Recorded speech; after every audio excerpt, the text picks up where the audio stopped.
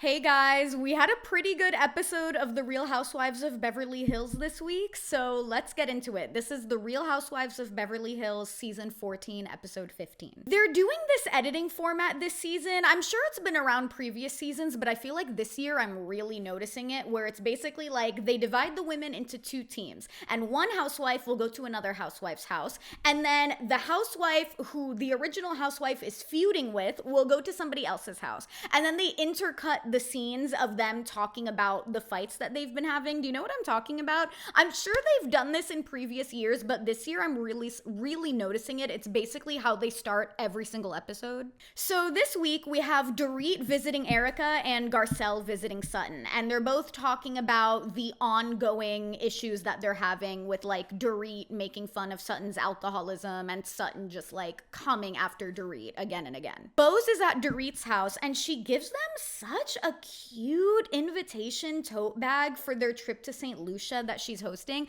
I feel like it's such a good idea. It was giving me inspiration for like bridesmaids gifts. I'm like, I don't even know if I want to do a huge bridal party like that, but I'm like, if I do, I'm really liking what she's doing there. Mine would probably just be like thousands of dollars less expensive than what she has going on. Garcelle asks, so this is the day after Sutton's fashion show, and Garcelle asks if Sutton talked to Dorit last night at the fashion show, and Sutton's like, we just said hello, and then they show a little flashback of Sutton going, hello, and Dorit going, hello, and then that's it. And then Garcelle tells Sutton about the dinner that she had with Dorit, or maybe it was like a lunch, but she asked what Dorit's beef is with Sutton, and Dorit is just like, what makes you think I have beef with Sutton? I don't even think, prior to Dorit making the comment about Sutton's drink at her 4th of July party, I don't even think Dorit has beef with her. I think she doesn't respect her, and I think that she thinks that Sutton is easy to pick on, which is like, listen, yes, Sutton is very easy to pick on, but that doesn't mean that you do it. And I think Dorit just really likes to push Sutton's buttons, and she doesn't like when other people stand up to her. And I think that's just what's going on. But in terms of like actual beef, I think Dorit is just kind of playing dumb and being like, no, we don't have beef. What are you talking about? It's just Sutton starting all of this, and Sutton is doing everything to me. When it's like, yeah, but you're starting it with the way that you're treating her. And then over at Erica's house with Team Dorit, Dorit brings up the drinking comment, the whole like, oh yeah, with Sutton and this whole drinking thing. And then Erica butts in and goes, well, what about what happened to me? I don't know when we're gonna finally stop hearing about Erica's point of view with this damn lawsuit with Tom. Wasn't this whole thing like 3 years ago? Hasn't it been like years and years and years? I mean, Tom is in like a nursing home right now with what I've heard is like pretty advanced like dementia, isn't he? I feel like I remember stories about that. So, and like we're still talking about this. I just think it's so tasteless to Tom's victims for Erica to keep coming back and being like, well, what about me? What about me? What about me? Like, what about you? Nobody cares. Okay, look, Sutton and Garcelle cut me no breaks when I was going through the lowest point in my life. They had no problem talking about lawsuits and medication and drinking and all of these alleged things, right? You need to figure out your medicine and drink ratio. The $20 million elephant in the room. Why is the paper saying that $20 million went into your LLC? Now all of a sudden, Sutton wants sympathy. It's just like, I understand what she's talking about. This whole like, everybody keeps accusing me of having some part in it, and what about the $20,000 earrings and all of this stuff, but like, Tom's victims are the real victims here. The ones who you said when all of this was happening multiple times that you do not care about. So like, just leave it alone. I just feel like it's so tasteless and it's so hurtful to the real victims in the situation, which are the people who Tom actually stole money from. And then this is interesting. Garcelle in the confessional says that Kyle and Dorit having beef benefits Sutton because Sutton can then use that opportunity to get close to Kyle, which like, it's funny because it's something that I didn't even notice, but I guess it's true. Like Sutton and Kyle have been spending a lot more time together this season than they have in the past. And definitely something we know about Sutton is that she yearns for approval. approval from literally everyone. I mean, she yearns for approval from her friends, from her mom, from men. So like, actually that tracks that maybe Sutton is viewing all of this as an opportunity. And then they move on, Garcelle and Sutton, and they start talking about the picture that leaked of Mauricio with that like 23-year-old girl in the airport in Europe. And Garcelle is like, yeah, it must be so hard seeing a photo of your ex-husband making out with a child. I mean, young adults. That was basically a lawsuit flashing right before her eyes. She made sure to correct herself quickly and make sure that she said young adults. She really covered her ass there. That was really funny. And then she brings up what I think Sutton has brought up before and what a few of the other women have brought up before, which is that like, why can we so freely talk about Mauricio, your soon-to-be ex-husband, and like, you can ask all of us about our lives, but we see a picture of you at Morgan Wade's concert backstage, and we're not allowed to ask you about it. Like, that doesn't make any sense. Which is so true, and that's why I think that it's time for Kyle to leave the show, because it's so clear that like, she wants to open up less and less about her personal life, and whenever it comes down to that, it's like, yeah, listen, like, nobody should ever be forced to reveal details about their personal lives ever, but like, when it's your job to put your personal life on TV and you're deciding that you don't want to share your personal life anymore, maybe that means it's time to find a new job. And literally all Sutton says to that is that she respects Kyle's privacy, and Garcelle is in the confessional like, yeah, Sutton's scared of Kyle. Speaking of Kyle, we're at her house now, and she's back at it again with that fluent Spanish. It's so funny because her accent is like so garbage, but her level of fluency seems to be like really high. And it's so funny because as I'm watching this, I'm thinking like, wait, did she learn Spanish for Mo, or did she just remember all of her Spanish from school? Because like, we grow up in LA, so we all learn Spanish in school. I'm like, did she just remember all of that in school? And then literally as I'm like thinking it, Bose comes in and asks her about it. She's like, where do you know all the Spanish? Where do you know all the Spanish from? And Kyle says that she just knows it from growing up in LA and having like staff members at her rich parents' house who speak Spanish. And then she also says that Mo is Mexican, which we knew. So it's a little combination of both. But honestly, I'm just like really impressed that she remembers all of that Spanish from her childhood, because I also grew up in LA. I grew up in the Valley. I took Spanish K through 12, and my level of instruction in Spanish was not that good. I like barely remember anything. I went to Argentina with my boyfriend last September, and like, I mean, I could order at a restaurant and I could like ask for directions and ask where the bathroom is, but like, that's just about it. They start bringing up Mauricio and the divorce, and Bose brings up like a really interesting story. So if you know, her and her ex-husband were already divorced when he died. They had already been divorced, I think, for a bit now. And she says that she was afraid to ask her ex-husband for a divorce when they were struggling, because I think maybe he had already had his cancer diagnosis. And then one day after they had gotten divorced, she went to pick up her daughter, I'm assuming from his house, and there was another woman there. And then apparently when he was in the hospital after finding out his cancer was terminal, she saw the woman in the hospital. When we found out that his cancer was terminal, I came in the hospital one day, and she was like, you know, rubbing his head and like giving him these like very tender kisses. And girl, I lost my mind. I was like, get this bitch out of here. And you know what's so interesting? So when they're talking about the picture, this is like the third time Kyle has said this. She keeps saying like, I know Mo. I'm sure he feels so bad about this. I know he's so embarrassed. Like, he never ever meant to do this.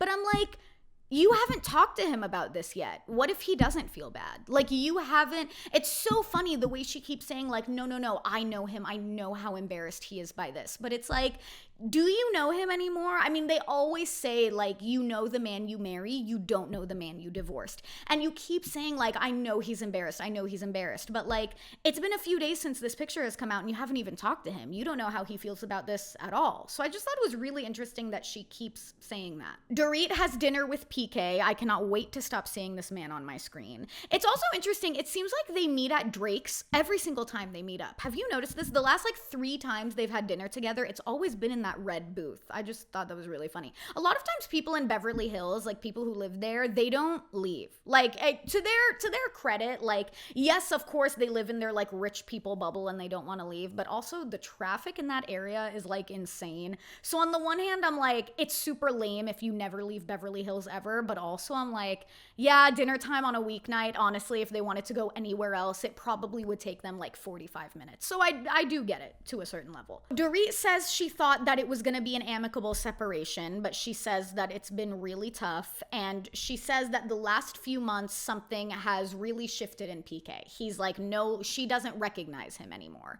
And he says that it started going wrong when she started talking about taking their apartment. I don't know where this apartment is. I'm assuming, I don't know, maybe like in London or maybe somewhere else in LA. And he basically reveals what caused everything to go wrong. It's the finances, it's the assets, it's like everything that usually makes a divorce really ugly. He goes, I don't like that less than 3 weeks in, you're dictating where I'm gonna live. And then meanwhile, she's living in their like giant mansion. And then Dorit says that they never actually had the conversation about the apartment. And then PK says he never wanted the conversation about the apartment. And I'm like, okay, like I understood what you were saying at first. Like when you said like, you don't get to dictate where I'm gonna live, meanwhile, you're living in our shared home. With that, I was like, you know what? I do get that. But now you're over here saying like, I never want to talk about the apartment. It shouldn't be a conversation. Now I'm like, okay, you don't get to decide what is supposed to be talked about. Essentially with this divorce, he wants to be able to say how it goes and just have Dorit be like thankful for whatever she can get. And it's like, okay, that's not how that's gonna work. And then Dorit brings up that like long email PK sent her about their finances where he was like, oh, within the next like 2 months or whatever it was, you're going to be responsible for the home payments and everything related to that. And he, as his defense for that is like, listen, the optics are going to be so bad if we don't resolve all of this quickly. That's why I sent that email. And I'm like, girl, the optics are already bad. Like the optics are already like, this is an extremely messy divorce. It's literally all playing out on the Real Housewives. So like, you can say goodbye to the optics. It's already done. Like now you just have to worry about getting this resolved as amicably as possible. And like also, if you're so worried about optics, maybe you shouldn't send like a really lengthy, angry email dictating rules for how this divorce is gonna go on your terms. And then this is so insane. Dorit, for the life of her, cannot bring herself to understand that PK does not want to be married to her anymore. She literally goes, well, did you at any point want a divorce? Because you're already like 100 steps ahead of me when it comes to retaining a lawyer. Yes, Dorit, yes, he wants a divorce. It's like, how many times does he have to tell you that he wants a divorce? It's literally clear to everybody else except her. And Kyle is undergoing the same thing with Mauricio right now. Literally with Kyle and Dorit, like, everybody else on earth understands that their marriages are over, and just for some reason they are acting like they're somehow gonna figure this all out and still be married after this. And PK just says Dorit brings out the worst in him and they need to get divorced just so they can work on their friendship for the kids. Honestly, yeah, this marriage is dead in the water. I think that's the best thing that they could do. It's the best option they have. Their kids are really young. I feel like it's like it would be so much better for those kids to like live with two parents who are separated, like alternating houses, but at least like the houses that they're in are like peaceful and like there's no fighting and there's no like constantly not knowing what the status of your parents' relationship is. You know what I mean? That can be really destabilizing and stressful. Those kids are so young. Keely comes over to Bose's house and brings her daughter flowers. I love Bose's daughter. I think she's so cute. I think out of all of the Bravo kids I've ever seen, literally any teen that's been on Bravo, Bose's daughter just seems the most well-adjusted. She seems so normal. She seems so happy. You can tell that her and her mom have a really great relationship. She seems like a little dorky in like a cute way, like in just like a cute like 15, 16-year-old kind of way. I think she's so sweet. So I loved the scene, even though the scene like wasn't really that exciting at all. It was just really cute. She's like, it's essentially like Lael, the daughter's opportunity to interrogate Keely and ask him whatever she wants. And she's basically just like pretending, like essentially assuming like the responsibility of like Bose's guardian, being like, so are you gonna move in together before you get married? How many kids are you gonna have? When do you want kids? Do you want kids now? Like it's really cute. And you can tell she says at the end that like the crux of all of these questions is just because apparently Keely lives in San Diego. I didn't really know that, or at least he has a house there. And she's really just worried about like being uprooted and having to move to San Diego. It was a really sweet scene. I really liked it. Mauricio is back. He goes to Kyle's house and he brings up the photo first. You know that I would never want to do or anything on purpose that would hurt you or the kids. I really am sorry for, hurting you. I would never want to hurt you on purpose. He says he wouldn't want to do anything on purpose that would hurt her and the kids. And then Kyle says it was hard to see, but they're separated and they're allowed to do what they want. Honestly, ultimately, I think these photos have kind of a good effect on Kyle. I think it's good that she saw them because she says in the confessional that they finally made her realize that Mo is moving on, which is like, it's something that seemed very obvious just from watching the show, but clearly she was in denial and it was really hard for her to accept. So seeing those pictures, I think, was like a big slap in the face. So I do think the end of that conversation was a positive. She's like crying in the kitchen and he hugs her.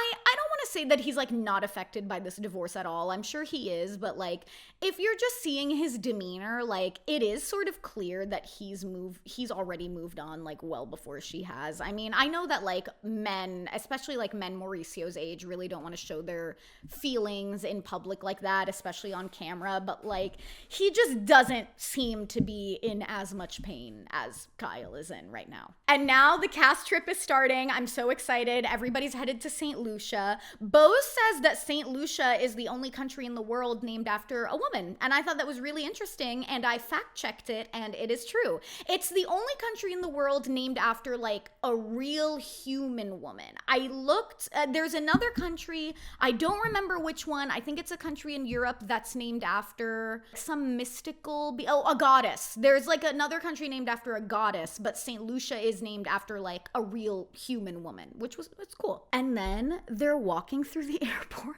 and Erica goes, Kyle, you are too rich to be rolling around that ugly luggage. And they zoom in on Kyle's luggage and it's the base travel set. It's literally the base weekender and then the base carry-on in brown. Oh my God. Literally the way that Erica ended base with that sentence, that was so funny because you know what? You want to know who is the proud owner of a base weekender and a base roller in matching colors? Me. And I use them all the time. That was so funny. I literally called my boyfriend. He's the one who got me the base weekender as a gift. I was like, baby, it's over. Base is over. We can't use base anymore. So funny. I checked Base's social media because I was like, did they clock this? Because I feel like their social media is like really funny. I was like, did they do anything with this? And I didn't see that they posted anything, but maybe they did right after the episode and I missed it. But I feel like that would be such a great opportunity for them to post something really funny. That was so funny. So we're in St. Lucia. We have Bose, Erica, and Dorit in a room, Kyle and Kathy together, and then Jennifer Sutton and Garcelle in a room. I've heard amazing things about St. Lucia, and it looks amazing. It looks so beautiful. I feel like what I've heard about St. Lucia is like, you kind of see it in the show, but it's the ocean, and then it has the big mountains in the background. I actually think some of them might be volcanoes. I don't know. It just looks like really beautiful. All of their rooms have like pools and jacuzzis, just like to be rich. Jennifer Tilly is unpacking her suitcase and you open it and she opens it and there are all of these like colorful, like pill-shaped things scattered around her suitcase. And she goes, oh my God, my candy. And she's in the confessional talking about like, I don't know how I'm gonna live without my candy. I really need my candy. And I was watching that for about 10 seconds thinking that it was like a euphemism for pills, like she's taking lorazepam or something. But then at the end of it, I was like, oh no, wait, she's actually just talking about candy. Like that was just candy that she wanted to snack on. They literally looked like little colorful lorazepams. That was so funny. Already Sutton's crying on the couch. She's literally crying on the couch couch. In the background, you see the hotel staff bringing in everybody's suitcases. That's how quickly she starts crying on the couch. And she says that Garcelle is the only person who fully supports her in this beef with Dorit, and Kyle doesn't always stand up for her. And then Garcelle kind of says in the confessional, she's like, yeah, why is Sutton always standing up for Kyle when Kyle isn't reciprocating that like 80% of the time? Which, yeah, true. I mean, Kyle's like friendship capacity, like the quality of her friendships with people has really come into question this season. Like people have been saying like, oh, I've been there for you, but why haven't you been there for me? So interesting that this is like a theme that's continuing on through the season. I feel like it's probably something we're going to talk about at the reunion a lot. And that's how the episode ends. I feel like next episode, it looks like in the preview, it's going to like really heat up in St. Lucia. There's another great boat argument to add to the list of incredible Housewives boat arguments. We literally just got one in Salt Lake City between Bronwyn and like all of the other women. So another one to add to the list. Thank you so much for watching. I'm going to have my recap of this week's episode of Summer House out in the next day or two. And then if you missed it, last week I posted a recap of the Love is Blind weddings and reunion. But in the meantime, please subscribe if you haven't already, and I will see you next time.